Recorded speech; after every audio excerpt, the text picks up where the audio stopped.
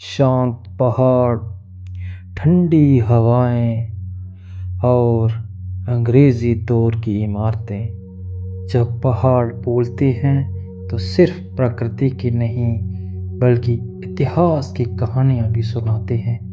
आज हम आपको ले चलेंगे हिमाचल प्रदेश के उन शांत पहाड़ियों में जहां हवाओं में आज भी ब्रिटिश दौर की गूंज सुनाई देती। जी हाँ, हम बात कर रहे हैं डलहौजी की, एक ऐसा पहाड़ी नगर जो आज भले ही शांति और सुकून का प्रतीक हो, लेकिन कभी ब्रिटिश साम्राज्य की एक महत्वपूर्ण कड़ी हुआ करता था।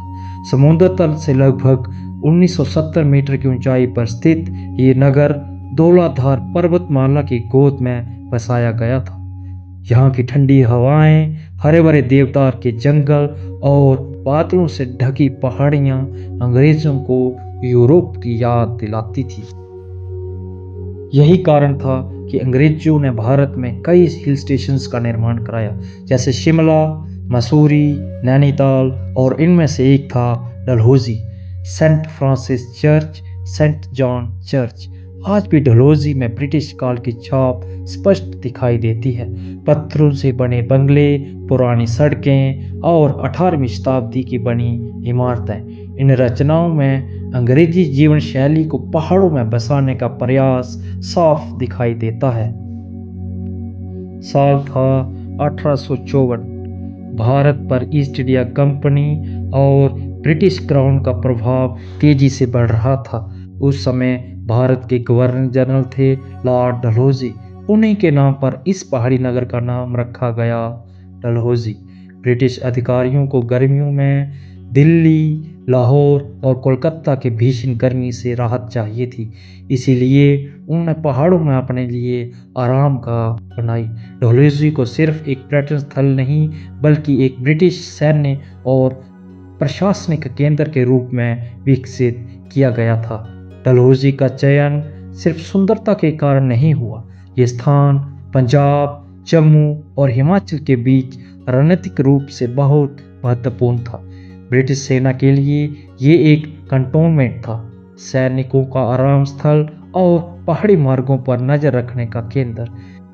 यहाँ से ब्रिटिश प्रशासन उत्तर भारत के कई इलाकों पर नियंत्रण बनाए रखना चाहता था। यदि आज भी आप डलहौजी की गलियों में चलें तो आपको अंग्रेजी दौर की इमारतें बीते समय की याद जरूर दिलाती हैं। सेंट जॉन चर्च, पत्थरों से बनी इमारत, ब्रिटिश आस्था और संस्कृति का प्रतीक थी।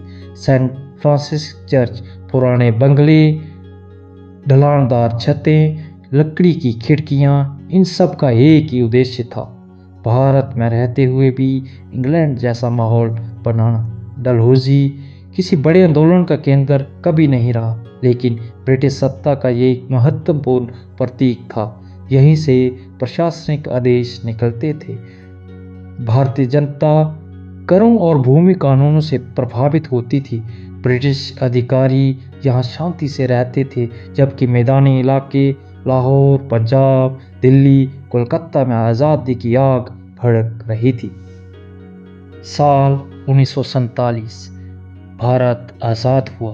ब्रिटिश सैनिक और अधिकारी इस नगर को छोड़कर चले गए। डलहौजी एक नई पहचान की ओर बढ़ने लगा। सैन्य छावनियां भारतीय प्रशासन के अधीन आ गई। पर्यटन का विकास हुआ, स्थानीय संस्कृति फिर से उभरने लगी। अब डलहौजी एक साम्राज्य नहीं, भारत का हिस्सा था। आज डलहौजी एक शांत पर्यटन स्थल के रूप में है। यहाँ इतिहास भी है, प्रकृति भी है और आत्मिक शांति भी है। ये स्थान हमें सिखाता है, समय बदलता है, शासन बदलते हैं, लेकिन इतिहास हमेशा रह जाता है। डलहौजी केवल पहाड़ों में एक नगर नहीं है, ये भारत में अंग्रेजी शासन का जीता जाता गवाह है।